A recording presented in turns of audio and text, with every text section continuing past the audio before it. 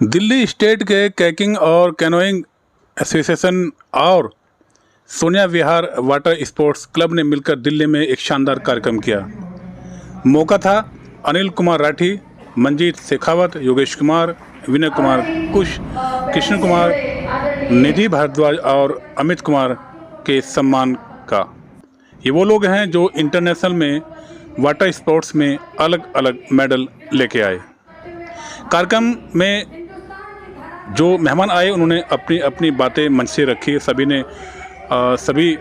जो लोग मेडल जीत कर आए उनकी तारीफ में पुल बांधे और खुशी जताई, साथ ही उम्मीद की कि ये क्लब आगे जाके और अच्छे काम करेगा। ये स्टूडेंट, ये लोग जो मेडल जीत कर आए आगे जाके और बेहतर काम करेंगे और देश का नाम रोशन करेंगे। सभी ने स्टेज पर अपनी अपनी बातें रखी। इसके बाद जो मेहमान थे उनको सम्मानित किया गया और सम्मान के साथ साथ लोग मंच से अपनी अपनी बातें भी लगातार रख रहे थे। इसके बाद खिलाड़ियों को भी सम्मानित किया गया। ये देखिए कैसे खिलाड़ियों को जो हमारे गेस्ट हैं वो सम्मान दे रहे हैं, सम्मान कर रहे हैं उनका।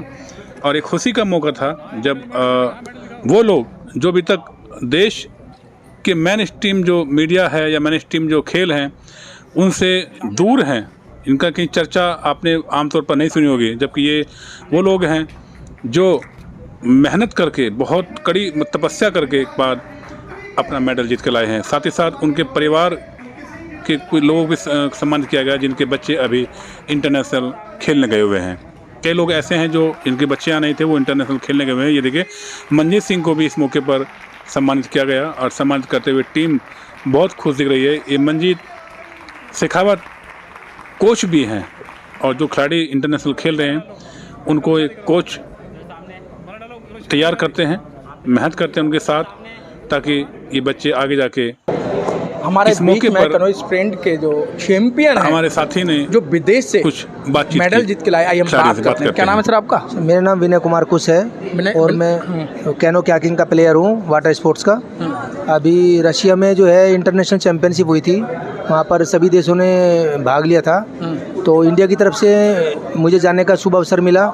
तो वहाँ पर मेरे 2 मैच हुए। कैकिंग में मेरे 2 ब्रॉन्ज मेडल हैं और दोनों ब्रॉन्ज मेडल के लिए मैंने पूरा मेहनत की थी। यहाँ से मेरी तैयारी कराई थी मेरे मंजीत कोच और कोच अनिल, मेरे इंटरनेशनल कोच अनिल राठी जी और मेरे नेशनल कोच जो है मंजीत शेखावत जी।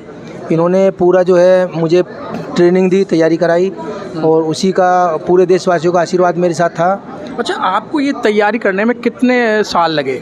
सर 2 साल से मैं रेगुलर तैयारी कर रहा था और मुझे पूरी मेहनत कराई मेरे कोच साहब ने। तो 2 साल में मैंने जो है अपनी पूरी मेहनत करके ये इंटरनेशनल मेडल हासिल किए। मतलब आपने 2 साल में इतनी मेहनत की तो आपको टाइम कितना मिलता था कि भाई हम इतने समय में हम ये कंपटीशन जीत पाएंगे? बस सर मुझे सुबह और शाम के टाइम 2-2 टाइम मैंने प्रैक्टिस की है। 2 साल में कोई इंटरनेशनल चैम्पियनशिप मतलब मेडल नहीं ला पाता, लेकिन कोच की कड़ी मेहनत से और मैंने सुबह और शाम 2-2 टाइम 3-3, 4-4 घंटे प्रैक्टिस की। प्रैक्टिस करके पानी में उतर जाता। सुबह 4:30-5 बजे पानी में उतर जाता था, 9 बजे निकलता था। शाम को फिर 4:30 बजे फिर पानी में उतर जाता था। शाम को 8:30 बजे तक मैं पानी से निकलता था। अच्छा सर, एक चीज़ बताएं कि जो खिलाड़ी हैं, अच्छा इनके साथ एक बड़ी विडंबना है।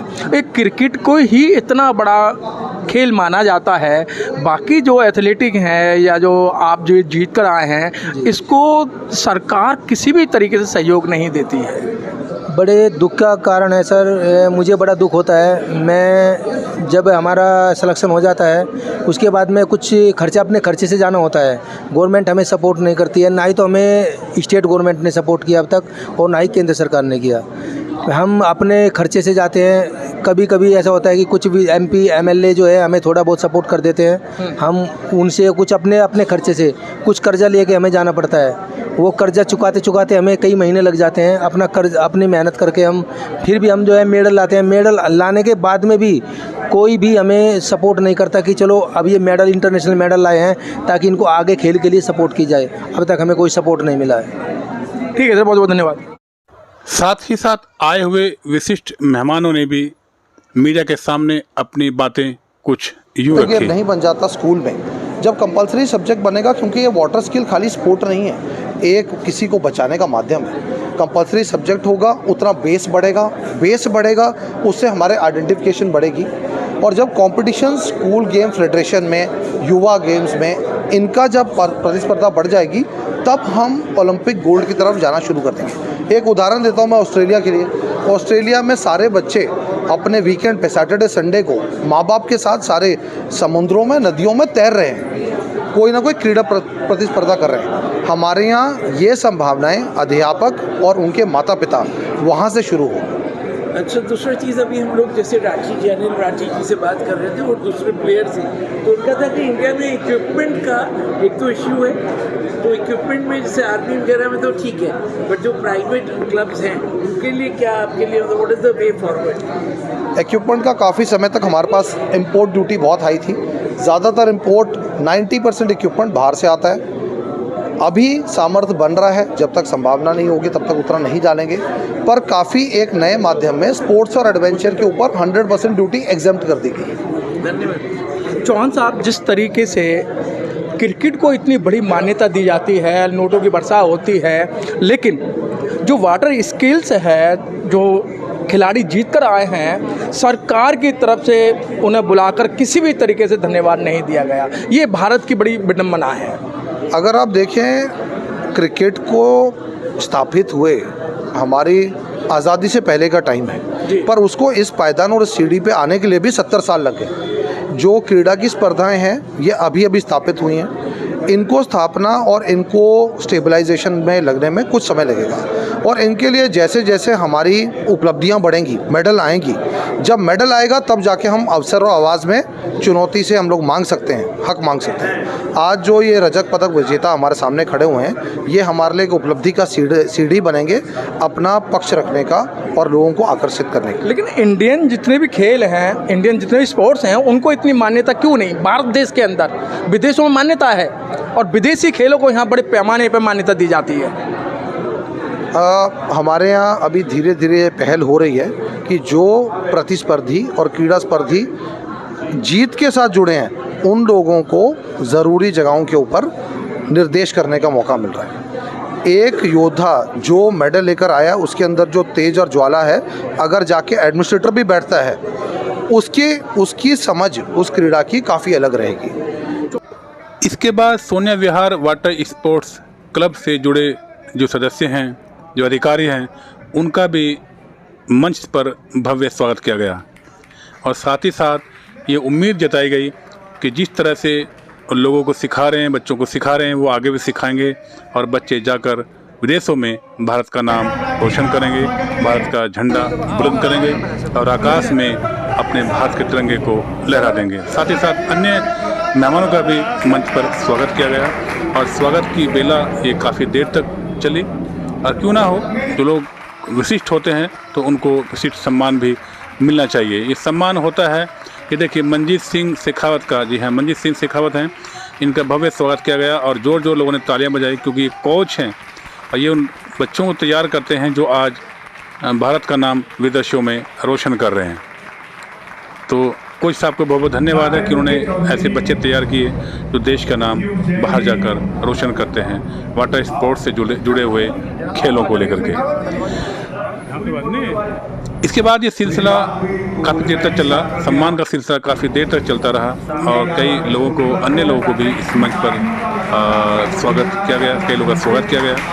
और इस स्वागत की बेला होने के बाद कुछ जो पत्रकार बंधु आए थे इस कार्यक्रम में, उनका भी भव्य स्वागत किया गया। तमाम पत्रकारों को स्टेज पर बुला करके, इसके सामने बुला करके उनका भव्य स्वागत किया गया और ताकि वो आगे भी ऐसे कार्यक्रमों को कवर करते रहें और जो ये खबरें हैं उसको देश दुनिया तक पहुंचाते रहें।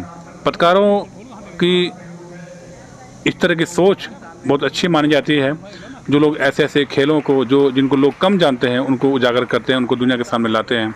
ऐसे पत्रकारों को भी बहुत बहुत धन्यवाद, साधुवाद है। जो कार्यक्रम इस मौके पर महत्वपूर्ण था, सोनिया विहार वाटर स्पोर्ट्स क्लब से जुड़े एक अधिकारी ने बच्चों ने, क्या कहा, ये सुनते हैं। दूसरे देशों के खेलों में अपने भारत का प्रतिनिधित्व किया, मेडल जीते, उनके सम्मान में आज का कार्यक्रम रखा गया था।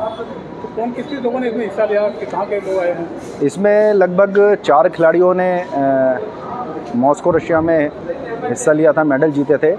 और साथ ही हमारे अनिल राठी जो पैरालंपिक कोच है, सीनियर कोच है, उन्होंने शिरकत की थी। तो ये खेल है क्या? क्या फुटबॉल है, गेम है? बेसिकली ये जो खेल है वो पानी से जुड़ा खेल है, जिसको क्याकिंग कैनोइंग स्पोर्ट्स बोलते हैं। क्याकिंग कैनोइंग स्पोर्ट्स के अलावा भी काफ़ी सारे ऐसे खेल हैं ओलंपिक स्तर के, जिनको हम यहाँ पर उन खेलों के लिए यमुना नदी में सोनिया विहार वाटर स्पोर्ट्स क्लब पे हम बच्चों को तैयार कराते हैं। सीनियर कोच मंजीत शेखावत के उनको प्रशिक्षण देते हैं और हम लोग सारी चीज़ों की व्यवस्था और कोऑर्डिनेट करते हैं। आज के कार्यक्रम में मुख्य रूप से किन किन लोगों ने शिरकत की है?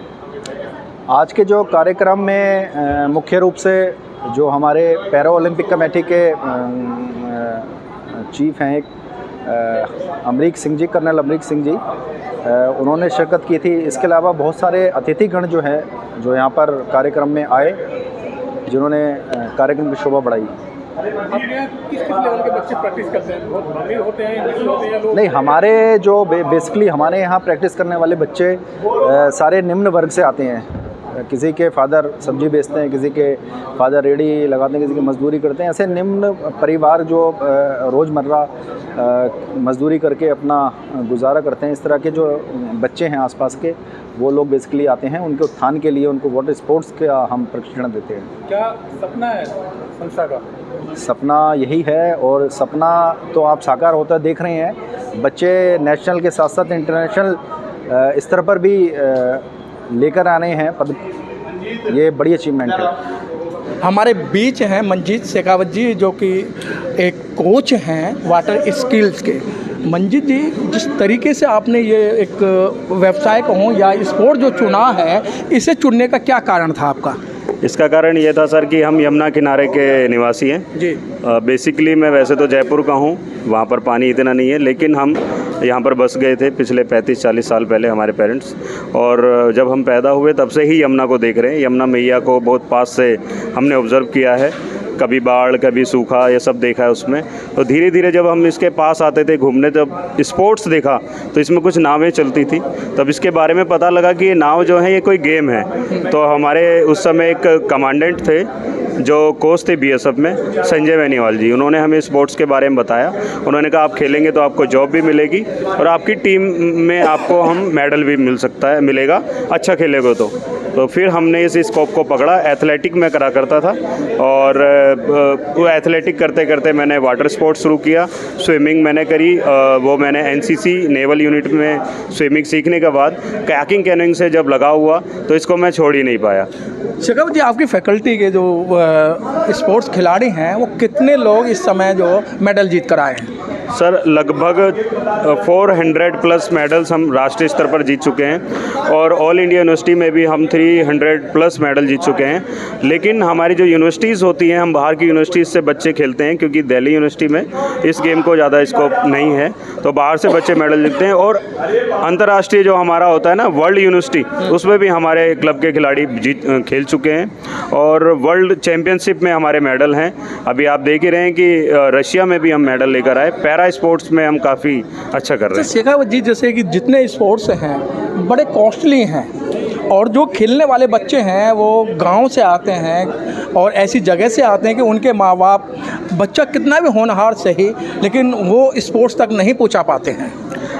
सर सबसे बड़ी चीज़ है कि ये जो कायाकिंग कैनोइंग है, ये पिछले अगर हम देखेंगे सभी स्पोर्ट्स में, तो ये तीसरे या चौथे नंबर पे आता है, जो कि बहुत ज़्यादा कॉस्टली स्पोर्ट्स है, जिसकी वजह से जो पार्टिसिपेट हैं हमारे इंडिया में वाटर स्पोर्ट्स में बहुत कम हो रहा है। क्योंकि आप देखेंगे जो पैडल है कई हज़ार रुपए में आ रहा है, 70 और 80 हज़ार का वो पैडल आ रहा है, जिससे बच्चे पैडलिंग करते हैं। बोट्स का आप रेट देखेंगे तो 4 लाख से शुरुआत हो रही है, जो फ़ॉरेन की बोट्स हैं।